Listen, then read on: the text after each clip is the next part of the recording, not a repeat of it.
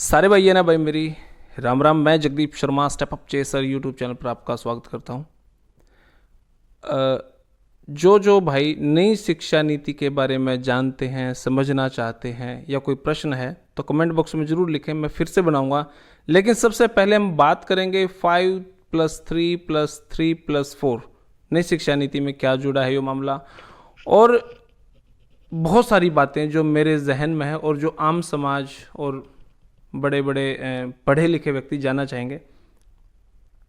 राष्ट्रीय शिक्षा संस्कृति उत्थान न्यास नई दिल्ली ने एक नई शिक्षा नीति क्रियान्वयन समिति का गठन किया है, जिनके अध्यक्ष हमारे डीडी विद्यार्थी साहब हैं। आज हम उनसे बात कर लेंगे। सर जी प्रणाम। स्वागत है जी। सर कैसे हैं आप? बढ़िया, फर्स्ट क्लास। सर सबसे पहला प्रश्न तो यही है कि 5+3+3=4 क्या चीज़ है सर? ये स्कूल सिस्टम में परिवर्तन किया गया है जी। और इसको समझने से पहले मैं आपको ये बताना चाहूँगा जी। कि भारत सरकार ने तीसरी शिक्षा नीति की घोषणा की है। जी। सबसे पहली शिक्षा नीति भारत आज़ाद होने के बाद 1968 में बनाई गई थी। तब श्रीमती इंदिरा गांधी जी ने उसको रिलीज किया था। जी। उसके बाद में जो नई शिक्षा नीति, जो दूसरी शिक्षा नीति बनी, वो 1986 में बनाई गई, जिसको श्री राजीव गांधी जी उस समय प्रधानमंत्री थे, उन्होंने रिलीज किया। और उसके बाद उसी में कुछ परिवर्तन के साथ उस समय के प्रधानमंत्री श्री नरसिम्हा राव जी ने 1992 में थोड़ा सा परिवर्तन किया, अमेंडेड नीति थी जी। और अब हमारे भारत के प्रधानमंत्री श्री नरेंद्र मोदी जी ने जुलाई 2020 में 2020 में जी। तीसरी शिक्षा नीति का वो घोषणा की है। इसमें ये मूल रूप से एक परिवर्तनकारी और क्रांतिकारी नीति है। जी। इससे पहले की जो दो नीतियां थी वो चले चलाए सिस्टम को आगे बढ़ाने के लिए थी, उनमें ऐसा कुछ परिवर्तन नहीं था। और हमारे देश में जो शिक्षा नीति सबसे पहले, हमारा तो भारत ऐसा देश रहा जिसमें शिक्षा प्रमुख विषय था। जब अंग्रेज आए इस देश में तब हर गांव में गुरुकुल होते थे। जी। गांव स्तर पर जी। वो सब गुरुकुल स्वैच्छिक रूप से दान चंदे की सहायता से चलते थे, धर्म का एक पार्ट था। वो गुरुकुल ऐसे नहीं थे जैसे आज के स्कूल हैं। ये स्कूली सिस्टम दिया हमें अंग्रेजों ने। उनकी आवश्यकता थी ऐसे कारकुन, ऐसे क्लर्क तैयार करना जो अंग्रेजी साम्राज्य को मजबूत कर सके।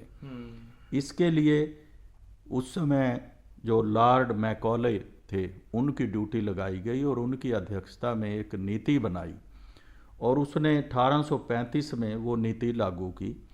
और उसने अपने पिता को पत्र में ये लिखा कि मैंने ऐसी नीति लागू कर दी है कि जो भारत की आने वाली पीढ़ियां होंगी वो अपनी भारतीय संस्कृति भूल जाएंगी और उन्हें अपने भारतीय इतिहास का कुछ ज्ञान नहीं रहेगा। उस पर कार्य आरंभ हुआ। जो हमारे परंपरागत गुरुकुल थे, शिक्षणालय थे, वो सब धीरे धीरे लुप्त होते चले गए और उनकी जगह ईसाई मिशनरी ने अपने ये स्कूल खोलने शुरू किए। तब उस समय में महर्षि दयानंद सरस्वती आए। उन्होंने उसी गुरुकुल शिक्षा प्रणाली को जो प्राचीन काल में थी उसको पुनर्जीवित करने का प्रयास किया। शिक्षा जो लोग भूल चुके थे, शिक्षा और विद्या दो चीज़ें हैं। शिक्षा का मतलब होता है सीखने, कला को सीखना किसी को। विद्या का मतलब ये है हर प्रकार का ज्ञान, वो ज्ञान से रिलेटेड है। ज्ञान को प्राप्त करने की कला को शिक्षा कहते हैं। तो स्वामी जी ने सबसे पहले विद्या का उन्होंने प्रचार प्रसार पर जोर दिया और उसे प्रैक्टिकल करने के लिए पाठशालाओं की स्थापना की। उसके बाद उनके शिष्यों ने कि ऐसी शिक्षा प्रणाली बने जो हमें भारतीय इतिहास और संस्कृति की समझ दे। तो उसके आधार पर उस समय पंडित गुरुदत्त विद्यार्थी, हंसराज जी, स्वामी श्रद्धानंद जी, इन्होंने मिलकर के एक ये डीएवी का जो सिस्टम लाए, ये सिस्टम आया। लेकिन अनफॉर्चुनेटली ये भी उसी लाइन पर चल पड़ा जो लॉर्ड मैकाले की लाइन थी। जी। तो उससे रुष्ट होकर के तो स्वामी श्रद्धानंद जी ने गुरुकुल शिक्षा प्रणाली आरंभ की। दोनों ने अपना अपना काम शुरू किया और फिर देश आज़ाद हुआ। डीएवी का, गुरुकुलों का इसमें बड़ा योगदान रहा, लेकिन जो शिक्षा प्रणाली थी मूल रूप से जी। वो नहीं बदल पाई। गुरुकुलों ने तो बदलने का प्रयास किया, जी। लेकिन दूसरे उस पर नहीं बदल पाई। परिणाम ये निकला कि भारत के आज़ाद होने के बाद वही सिस्टम चलता रहा। अब पहली बार इस सिस्टम पर जोर देने की ज़रूरत पड़ी। आपने भी देखा होगा, हम सब स्कूल कॉलेज में पढ़े हैं, हम क्या इतिहास पढ़ाते हैं? हम 200-300 साल का वो इतिहास पढ़ाते हैं जो हमारे हार का इतिहास है, हमारे शौर्य का इतिहास नहीं है। The great Akbar. हाँ, मुगलों का इतिहास। जी। भाई, मुगलों से पहले इस देश में विक्रमादित्य का साम्राज्य रहा। रामायण महाभारत में हम देखते हैं कितना एक आदर्श साम्राज्य रहा। जी। चक्रवर्ती सम्राट की यहाँ कल्पना की गई, तो चक्रवर्ती सम्राट होंगे ना। और इस देश को जो हम कहते हैं ना, ये देश अफगानिस्तान तक था। अफगानिस्तान, ईरान को इसकी सीमाएं छूती थी, इधर ब्रह्मा तक ये देश था। तो कभी भी मुगलों ने इस पूरे देश पर राज नहीं किया। दक्षिण में मराठों ने नहीं उन्हें आगे बढ़ने दिया। राजस्थान में ही जो दिल्ली से जुड़ा हुआ प्रदेश है, तो महाराणा प्रताप ने नहीं उन्हें आगे बढ़ने दिया। तो वो कब सम्राट बने? सारा देश तो उनके अधीन कभी आया ही नहीं। चाहे वो अकबर महान जिसको हमने माना, उसके अधीन भी सारा देश नहीं रहा। लेकिन हम नहीं पढ़ाते, हम यही कहते हैं कि मुगलों ने इस देश पर राज किया। इस देश में जो और बहादुर राजा हुए जिन्होंने अधीनता स्वीकार नहीं की, उन पर प्रकाश नहीं डाला। ये एक साजिश के तहत ऐसा हुआ। पहले मुगलों ने साजिश करके इस देश की शिक्षा को बर्बाद किया, फिर अंग्रेजों ने किया, और उसके बाद फिर भारत आज़ाद होने के बाद भी वही परंपरा चलती चली गई और हमारा जो यूथ था वो दूर होता चला गया। उदाहरण के लिए, आप कभी दिल्ली जाएं जी। दिल्ली जाके हर आदमी इंडिया गेट देखना पसंद करता है जी। इंडिया गेट एक बड़ा चौराहा है, वहाँ से 20 सड़कें निकलती हैं। बिल्कुल सर। वहाँ खड़े होकर आप उन सड़कों का नाम देखें, Akbar road, Tughlaq road, Firoz road, Firoz Shah road, Shahjahan road. भाई, ये देश में क्या, हमारे देश में कोई महापुरुष नहीं जिसके नाम पर रोड होनी थी? वहाँ खड़ा होकर जैसे लाहौर में खड़े ऐसा लगता है। हाँ, ऐसा लगता है जैसे पाकिस्तान में या लाहौर में कहीं खड़े हुए हों। हमारा देश कहाँ है? तो हमारा देश इन्हीं में गुम गया। और दूसरी बात ये देखिए, हमारे देश में सड़क की बात करें तो शेरशाह सूरी ने सड़कें बनवाई। हम नहरों की बात करें तो फिरोज शाह ने नहरें बनवाई। हम भवनों की बात करें तो शाहजहाँ ने किले बनवाए, सारी बिल्डिंगें। हम जो सोने की चिड़िया की कल्पना करते हैं, हम घोंसलों में ही रहते थे। हमारी कोई बिल्डिंग नहीं थी, ना कोई नहर बनाई हमने, ना कुछ। जबकि इतिहास ये कहता है कि हमारे देश में ऐसे विश्वविद्यालय थे, नालंदा था, तक्षशिला था, जहाँ दूर दूर से देश विदेशों के लोग आकर के पढ़ते थे। वो जो गौरवशाली इतिहास हमारा, किसी भी फील्ड में चले जाएं, हमारे देश की महिलाओं का इतिहास देखिए आप, हमारे देश के युवाओं का इतिहास देखिए आप, हमारे देश के राजाओं का इतिहास देखिए। ठीक है कि आपस की फूट ने इस देश को बर्बाद किया। महाभारत के बाद देश संभल नहीं पाया, शताब्दियां निकल गई उसके बाद, लेकिन वो गौरव ये तो नहीं है कि हम अपना ख़त्म कर दें। और अंग्रेज़ों की और मुगलों की ये नीति थी, और हमें भी पता है कि जिस देश की गौरव को समाप्त करना, उस देश का इतिहास समाप्त कर दो। उस देश का जो हमारे वेद थे, हमारे पुराण थे, धर्मशास्त्र थे, उपनिषद थे, वो सब धीरे धीरे करके विलुप्त कर दिए गए। तो क्या इस शिक्षा नीति में वेद, पुराण, शास्त्र ये सब आएंगे जी? हाँ, उसमें जो सिलेबस बनाने के लिए, पाठ्यक्रम बनाने के लिए जी। एक एनसीईआरटी पहले से है, एससीईआरटी है। जी। अब ये ऐसे विद्वानों की समितियां गठित करेंगे जो इस भारतीय गौरव को आगे लाने का प्रयास करेंगे। शिक्षा नीति का, नई शिक्षा नीति का जो उद्देश्य घोषित किया गया है, वो यही घोषित किया, अपनी भारतीय संस्कृति, अपनी भारतीय परंपराओं की जानकारी प्राप्त करना, अपने संविधान पर गर्व करना। इंडिया टू भारत, ये है। जैसे एक और उदाहरण दे दूं, वैसे तो बात लंबी हो जाएगी। जी सर। हम बच्चे को पढ़ाते हैं जी। बच्चे को पढ़ाते समय क्लास में हम उसको पढ़ाते हैं जेंटलमैन, गाय है जैसे, इस तरह से सारा, ये गाय है, काऊ हो गई। एक आदमी बनाते हैं जो कोट पैंट टाई लगा के खड़ा होता है, उसको कहते हैं ही इज अ जेंटलमैन। तो बच्चा छोटा सा बच्चा है जी। जेंटलमैन कौन है कि ये शानदार आदमी टाई बेल्ट जेंटलमैन है, टाई बेल्ट वाला। जी। तो उसके ध्यान में आता है मेरे घर में कौन ऐसा है। तो हरियाणा का तो बच्चा देखता है मेरे घर में तो ना कोई टाई पहनता ना पैंट पहनता, वहां तो धोती कुर्ता पहने हुए हैं। इसका मतलब जेंटलमैन वो तो है नहीं भाई, मेरे घर में तो जेंटलमैन अब है नहीं कोई। तो जेंटलमैन की जो हमने कल्पना कर दी, उसके नैतिक मूल्यों से अलग करके वेशभूषा पर निर्धारित कर दी। बच्चे ने वहीं से सीख लिया, कपड़ों से ही जेंटलमैन बनता है, टाई लगाने से ही जेंटलमैन बनता है, चरित्र से नहीं बनता, सच्चाई ईमानदारी से नहीं बनता। इसको ये शिक्षा नीति परिवर्तन करके जेंटलमैन से इंसान तक लाने का प्रयास करेगी। ये इसका विजन है, ये इसकी दृष्टि है। तो क्या जेंटलमैन जैसे इंग्लिश का वर्ड है, इंग्लिश को खत्म कर दिया जाएगा? हाँ, जो नई शिक्षा प्रणाली है खत्म तो किसी को भी नहीं कर रही वो सारी भाषाओं को बढ़ावा दे रही है। लेकिन जो बच्चा जिस वातावरण में पैदा होता है, हिंदू का बच्चा हिंदी बोलता है, पंजाबी का बच्चा पंजाबी बोलता है, वो बिना ग्रामर बिना किताब के वातावरण से और मम्मी डैडी की भाषा से सीखता है, जो माता पिता बोलते हैं सीख जाता है। उसको हम जबरदस्ती एक हवा चली इंग्लिश मीडियम की कि नहीं बेटा, वो बोलता है जी गाय, मेरे गाय माता है, घर में बोलता है। उसको हम कहते हैं नहीं गाय नहीं बोल, तू काऊ बोल।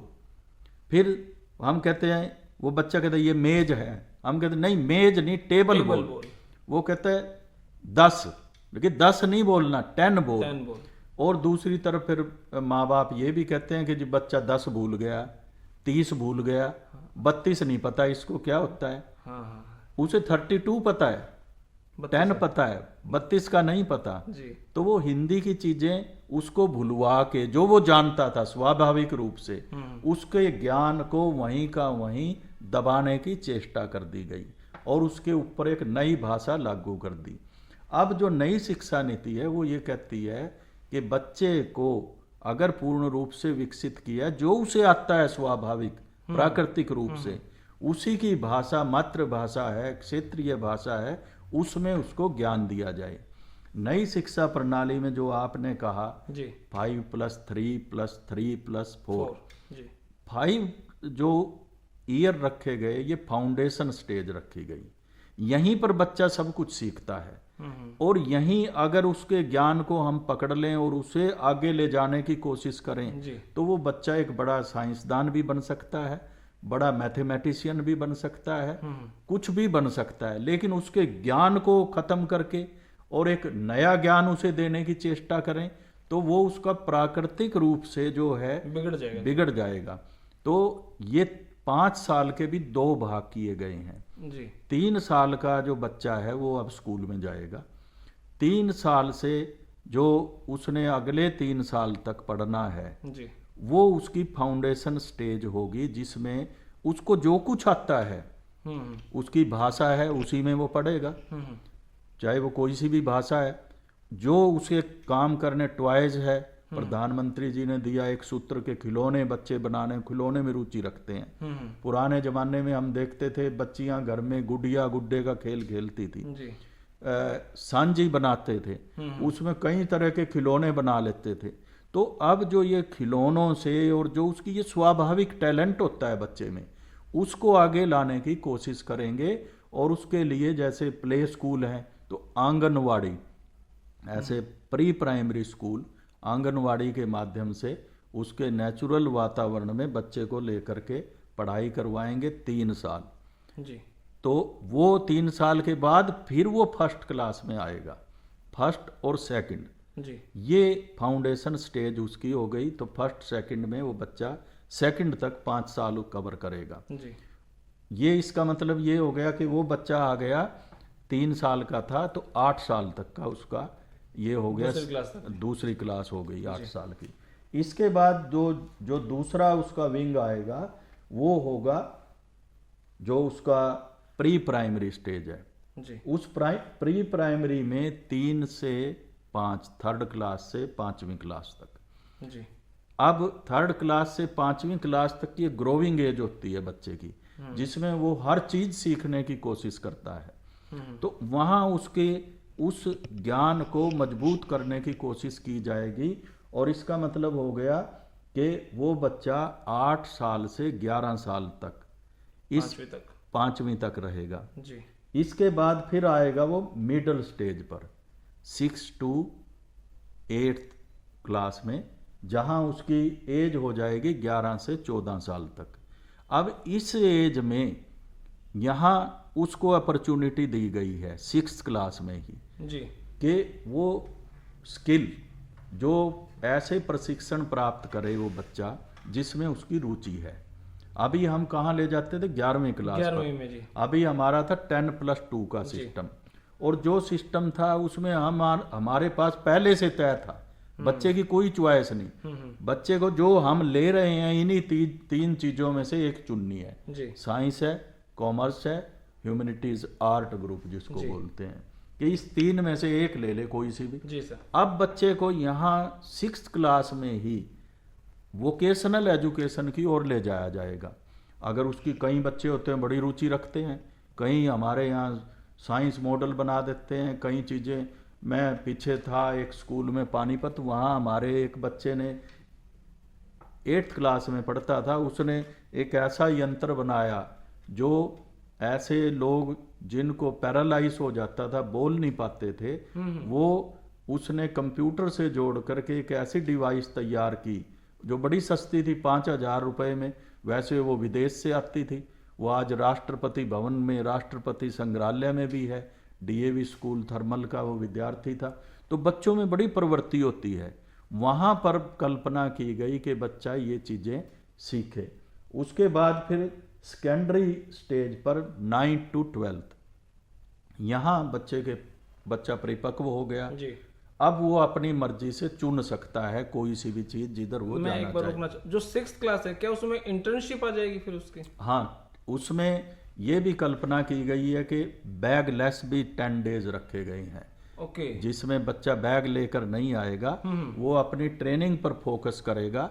और हो सकता है जैसे इंटर्नशिप हम किसी उद्योग के साथ जोड़ते हैं, किसी फैक्ट्री के साथ जोड़ते हैं, ताकि वो बच्चा प्रैक्टिकली ज्ञान ले सके।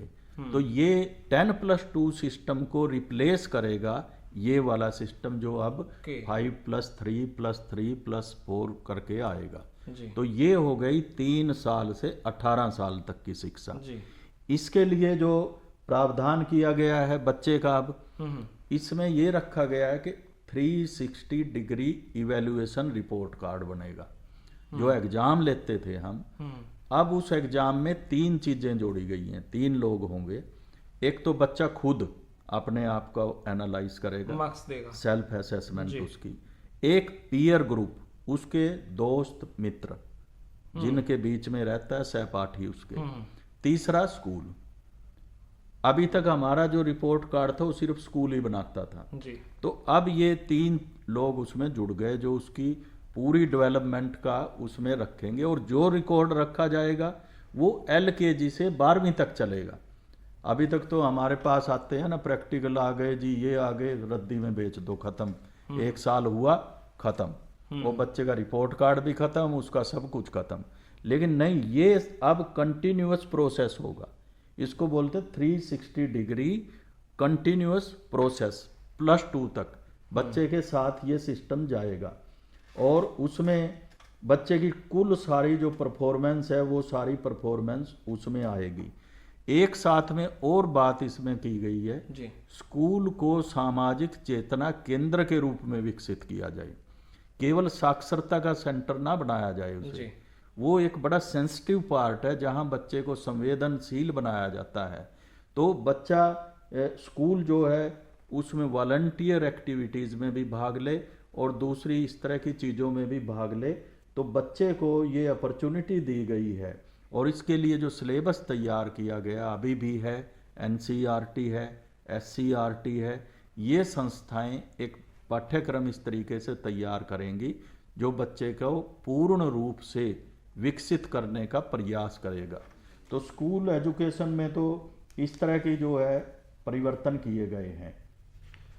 मेरा एक प्रश्न है सर। जी। मैं एमए हिंदी से करता था, मैंने 1 साल करके फिर बीच में गैप आ गया, अब मैं दोबारा करना चाहता हूँ, दोबारा ही एडमिशन लेना पड़ेगा, क्या इसमें भी कोई परिवर्तन होगा? हाँ, ये हायर एजुकेशन, उच्च शिक्षा से संबंधित जी। प्रश्न आपने पूछा। जी। उच्च शिक्षा में भी परिवर्तन किए गए हैं, कई महत्वपूर्ण परिवर्तन उच्च शिक्षा में किए गए। अब जैसे आपका सवाल बड़ा वाजिब सवाल है कि एक बच्चा पढ़ता है, बेचारा किसी कारणवश छोड़ देता है, जी। तो वो खत्म। अब ये नई शिक्षा प्रणाली में ये प्रावधान किया गया है कि बच्चा जब चाहे छोड़ सकता है अगर उसकी मजबूरी है, और जब चाहे वापस आ सकता है उसी स्ट्रीम में, और जो उसने पढ़ा है वो बेकार नहीं जाएगा। डिग्री कोर्स में अगर बच्चा 1 साल पढ़ता है जी। तो उसे सर्टिफिकेट दिया जाएगा, जी। अगर वो 2 साल पढ़ता है तो उसे डिप्लोमा दिया जाएगा, और अगर वो 3 साल 4 साल जैसा भी है तो वो डिग्री दी जाएगी। और जब वो छोड़ दे किसी कारण से जी। तो एक क्रेडिट बैंक की स्थापना की जाएगी, जिसमें बच्चे ने जो कुछ क्रेडिट किया, जो बच्चे हैं उसमें नंबर लिए उसने, वो सारे उस बैंक में जमा रहेंगे।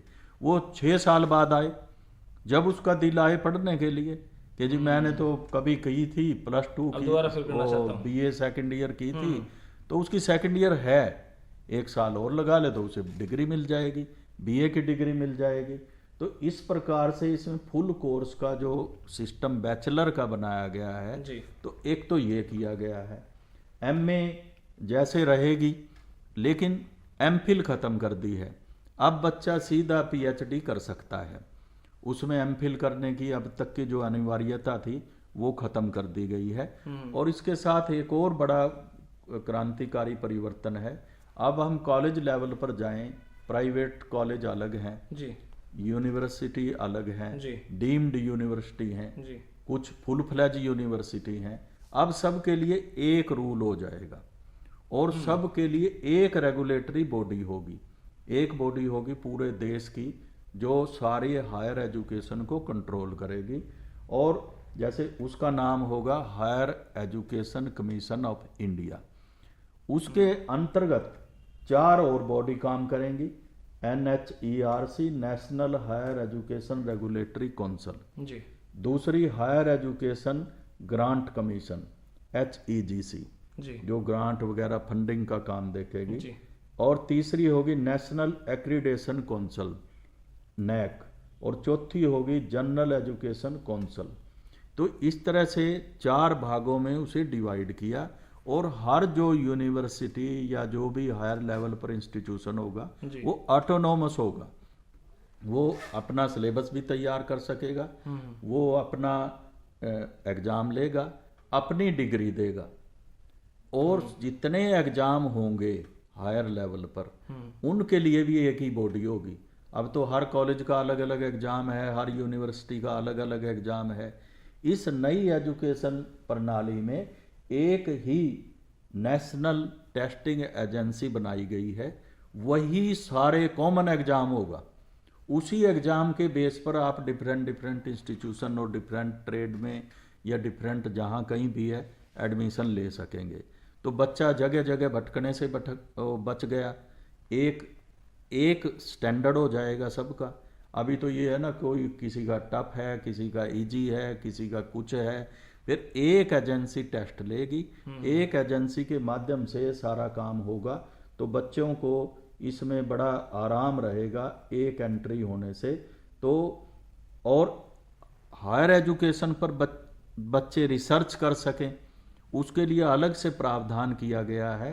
एक अलग से नेशनल रिसर्च फाउंडेशन NRF की स्थापना की गई है, जो रिसर्च का ही काम देखेगा, बच्चों को रिसर्च के लिए ये जो है प्रोत्साहित करेगा। तो इस प्रकार के हायर एजुकेशन पर जो वो किए गए हैं, परिवर्तन किए गए हैं।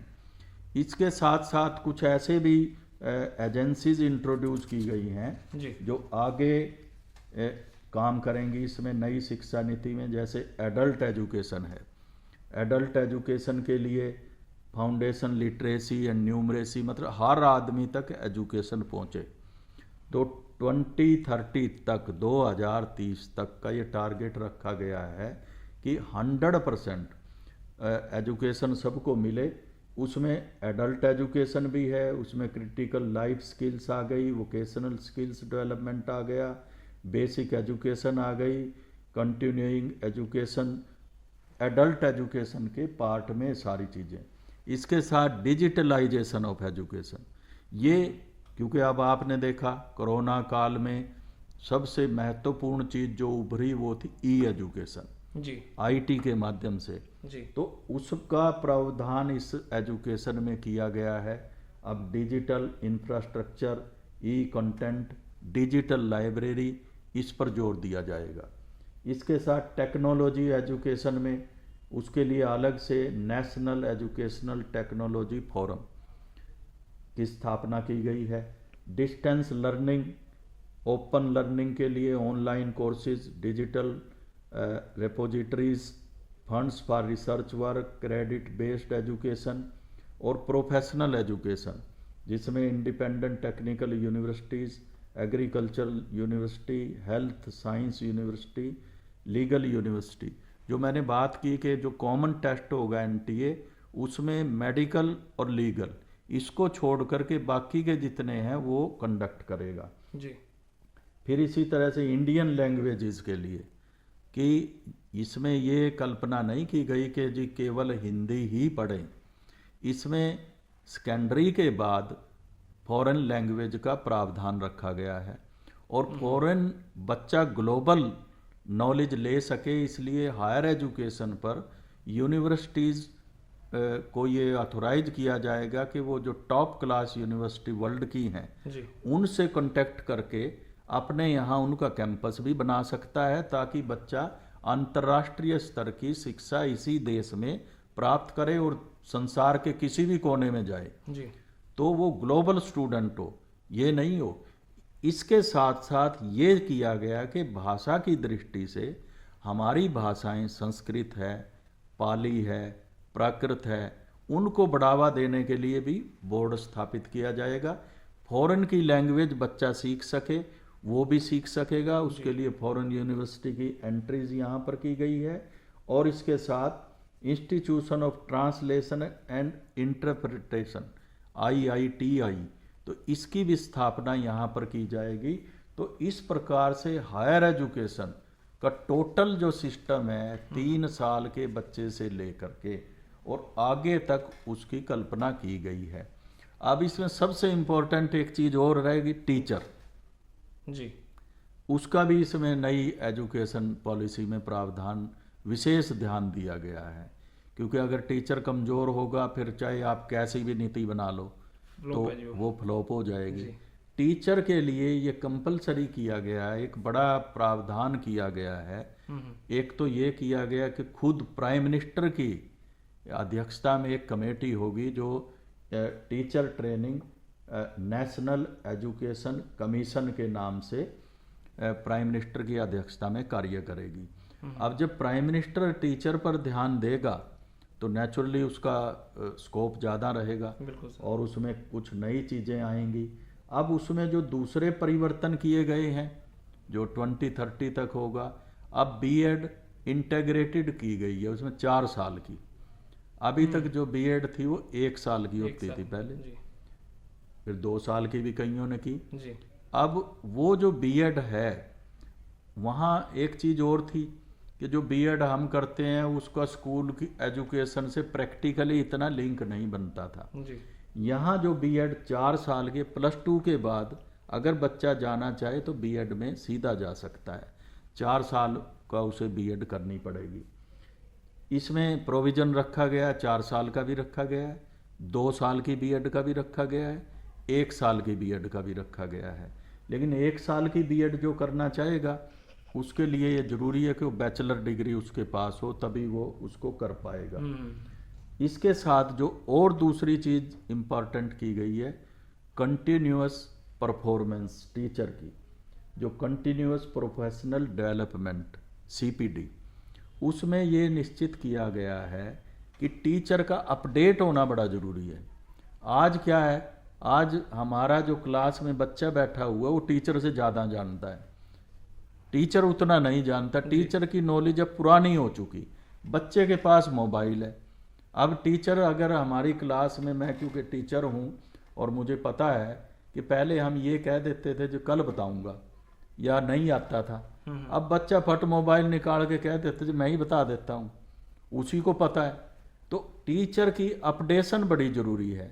इसके लिए इस नई शिक्षा नीति में ये प्रावधान किया गया है कि टीचर को, हर टीचर को 50 आवर 50 घंटे की ट्रेनिंग साल में जरूर लेनी होगी। ऑनलाइन ट्रेनिंग की व्यवस्था उसमें की गई है ताकि वो अपनी knowledge, subject wise knowledge update रख सके।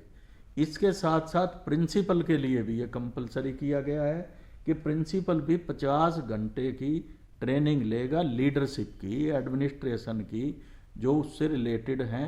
तो दोनों के लिए ट्रेनिंग कंपलसरी की गई है। और इसके लिए यहाँ अभी तक क्या है कि हमारे जो टीचर हैं जी, वो एक बराबर हैं। जो कम काम करे, ज़्यादा काम करे, उसकी इवैल्यूएशन ही नहीं होती सारी उम्र। जी, टाइम बाउंड प्रमोशन है, टाइम बाउंड उसे ग्रेड मिल जाना है, टाइम बाउंड, ये प्रोविज़न इसमें किया गया है कि टीचर को, जो अच्छा टीचर है उसको इंसेंटिव मिले, और उसकी अपडेशन के साथ साथ उसका जो भी प्रमोशन है और है, उसके काम को इवैल्यूएट करके उसके अनुसार उसका प्रोविज़न किया जाए। और इससे टीचर का इंटरेस्ट भी बढ़ेगा और टीचर ज़्यादा सक्षम हो पाएगा।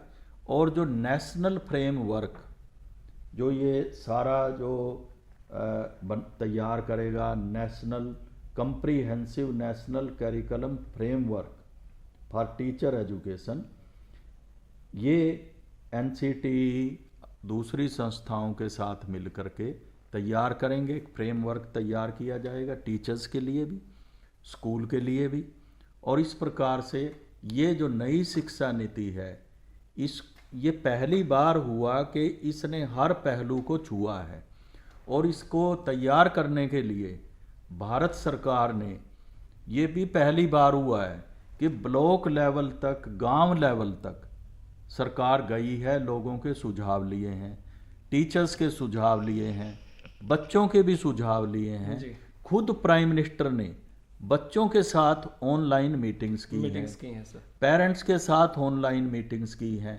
और एजुकेशन मिनिस्टर ने, हाँ, एक परिवर्तन ये भी हुआ कि ये नई शिक्षा नीति के अंतर्गत MHRD, ministry of human resource development का नाम बदल करके मानव संसाधन विकास मंत्रालय का नाम बदल के शिक्षा मंत्रालय कर दिया गया है। अब वो शिक्षा मंत्री हैं। तो एक बड़ा नाम जो बदला, वहाँ परिवर्तन किया गया है, ये परिवर्तन किया गया है। और ये शिक्षा मंत्री ने भी सभी लोगों से मीटिंग की, सुझाव लिए सबके, और उसके बाद ये शिक्षा नीति तैयार की, जो एक ड्राफ्ट तैयार किया गया, कमेटी बनाई गई। वो बड़े हमारे अंतरिक्ष वैज्ञानिक डॉक्टर के कस्तूरी रंजन, उनकी अध्यक्षता में एक कमेटी ने ये ड्राफ्ट तैयार किया इसका, और ये सरकार को सबमिट की, जिसे हमारे प्रधानमंत्री ने हर पक्ष से कंसल्ट करने के बाद इस नीति की घोषणा की है। ये 2030 तक कंप्लीट हो जाएगी हर स्कूल में, हर जगह पे। हाँ, 2000। लेकिन शुरुआत हमें कब से देखने को मिल जाएगी इसकी? 2 साल में शुरुआत तो अभी सरकार ने जैसे कुछ सिस्टम की तो अभी कर दी है जी, जैसे ऑनलाइन कोर्सेज स्टार्ट कर दिए हैं। तो जुलाई से ये नीति आरंभ हो गई है, तो एकदम तो हो नहीं सकती, इसलिए 2 साल में तो बाद ये स्कूलों में परिवर्तन आएगा इसको लेकर के। और इसको और जागरूक करने के लिए, प्रसारित करने के लिए ये प्रोविज़न किया गया कि हर स्टेट जी, सेंटर लेवल पर सेंटर, स्टेट में स्टेट गवर्नमेंट भी कमेटियां बनाएगी।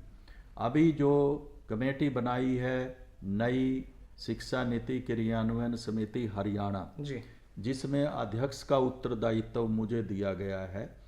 तो ये राष्ट्रीय शिक्षा संस्कृति उत्थान न्यास जो एक सामाजिक शैक्षणिक संस्था राष्ट्रीय स्तर पर है, उसने एक प्रयास किया है जी। और हरियाणा के शिक्षाविदों को लेकर के एक उच्च स्तरीय कमेटी, उच्च शिक्षा के लिए, एक स्कूली शिक्षा के लिए 2 कमेटियों का गठन किया गया है। और उसमें अध्यक्ष के रूप में प्रांतीय स्तर पर एक अध्यक्ष, मैं डॉक्टर धर्मदेव विद्यार्थी उसकी अध्यक्षता करूंगा जी। मुझे ये उत्तरदायित्व दिया है। और कॉलेज लेवल पर, यूनिवर्सिटी लेवल पर उच्च शिक्षा के लिए जो एक कमेटी गठित की गई है, डॉक्टर पवन शर्मा कुरुक्षेत्र विश्वविद्यालय से उसमें हैं। उसमें हमारे कैथल यूनिवर्सिटी के वाइस चांसलर भी हैं, उसमें प्रोफेसर टंकेश्वर जी जो हिसार यूनिवर्सिटी के वाइस चांसलर हैं वो भी हैं। हाँ, और ये जो हैं आपके कुरुक्षेत्र यूनिवर्सिटी के रजिस्ट्रार हैं संजीव कुमार जी, वो भी उसमें हैं। इस तरह जो शिक्षा जगत में ख्याति प्राप्त लोग हैं उच्च शिक्षा में, उन्हें उच्च शिक्षा समिति में रखा है। स्कूल स्तर पर भी इसी प्रकार से शिक्षकों को ढूंढ करके डॉक्टर अनीता शर्मा जो भिवानी से डीपीएस वर्ल्ड स्कूल की प्रिंसिपल हैं, उन्हें संयोजिका बनाया गया स्कूल स्तर की। तो एक संयोजिका स्कूल स्तर पर, एक कॉलेज स्तर पर, 2 इस तरह से बना करके और एक अध्यक्ष की स्थापना की गई है। तो हमारा काम ये है, हमारी समिति स्कूल स्तर तक हमने अभी तक भिवानी में, फतेहाबाद में, जींद में, कैथल में, सिरसा में वर्कशॉप की हैं, ऑनलाइन भी की हैं, फिजिकल भी की हैं जी। हम हर जिले में एक कमेटी बना रहे हैं और उस कमेटी को स्कूल स्तर तक, कॉलेज स्तर तक, यूनिवर्सिटी स्तर तक, हर यूनिवर्सिटी तक ले जाने की हमारी, ताकि हर आदमी नई शिक्षा नीति के बारे में जान सके और उसके प्रति उत्साहित भी हो सके और उसे पूरी तरह से लागू किया जा सके। ये हमारी कमेटी का प्रयास रहेगा। अभी तक हरियाणा सरकार ने ऐसी कोई कमेटी नहीं बनाई है, लेकिन ये उसका सब्स्टिट्यूट है। हम हरियाणा सरकार को भी कैसे इसको इम्प्लीमेंट किया जाए, अभी जल्दी एक ड्राफ्ट तैयार करके माननीय मुख्यमंत्री जी को भेंट करेंगे और सरकार के साथ मिल करके किस प्रकार से इस नीति को सफल बनाया जाए, भारतीय शिक्षा और संस्कृति का गौरव पुनर्जीवित किया जाए, तो हम ये प्रयास करेंगे। इस शिक्षा नीति में लास्ट प्रश्न ये है, डीएवी स्कूल है या अन्य स्कूल है, क्या वो पैरेलल हो जाएंगे, उनकी एजुकेशन सबकी सेम रहेगी या सरकार का उनके ऊपर प्लस कुछ रहेगा हाथ, भाई सरकार कोई फायदा करेगी या नहीं? इस शिक्षा नीति में क्या कुछ इस तरह का हो सकता? शिक्षा नीति में जो ये प्राइवेट संस्थान हैं जी, ये संस्थान तो रहेंगे ही जी, लेकिन जो शिक्षा नीति है जी, जो पाठ्यक्रम है जी, वो एनसीईआरटी ने तैयार करना है। जो एग्जामिनेशन बॉडीज हैं, बोर्ड हैं या सीबीएसई हैं, वो भी रहेंगी, वो उन्होंने भी काम करना है। तो वो तो सिस्टम है, सिस्टम तो रहेगा, सरकार का ही सिस्टम रहेगा, उसमें कोई अलग अलग से नहीं है। ये सब वॉलंटियर संस्थाएं, आज भी वॉलंटियर हैं, कल भी, आगे भी ये वॉलंटियर रहेंगी। लेकिन जब तक दिशा क्लियर ना हो तब तक दशा क्लियर नहीं हो सकती। तो इसलिए सरकार एक दिशा दे दी कि भाई इसके ऊपर चले, जिसमें राष्ट्र का भविष्य उज्जवल हो सके, बच्चे ग्लोबल एजुकेशन लेकर के हर तरह से सक्षम हो सके। अभी तक जैसे वैकेंसीज जो निकलती हैं, क्लर्क की है या सुप्रिटेंडेंट की है या किसी भी डिपार्टमेंट में, उसमें भी कुछ शिक्षा नीति के बाद कुछ बदलाव हो सकता है? हाँ, जैसे ये अब कॉमन टेस्ट की बात की है जी, तो कॉमन टेस्ट होगा और इसी तरह से जो ये HTET है जी और CTET है, टीचर्स के लिए परीक्षा का प्रबंध किया गया है।